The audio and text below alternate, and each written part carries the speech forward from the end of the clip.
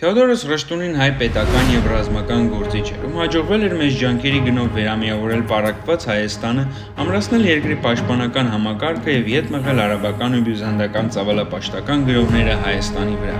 Նա նշանակվել էր Հայաստանի մարզպանության սպառապետ, հետագայում նաև մարզպան Սասանյան Պարսկաստանի կողմից, սակայն վերջինիս քայքայման հետևանքով անկախացած երկիրը բախվում է մեկ այլ գոյաբանական խնդրի՝ նորաստեղծ և օրեցօր հզորացող արաբական խալիֆայությանը։ Արաբները առաջին անգամ արշավում են Հայաստան 640 թվին, կողոպտելով ու թալանելով այն, երկրորդ անգամ 643-ից 646 թվականներին։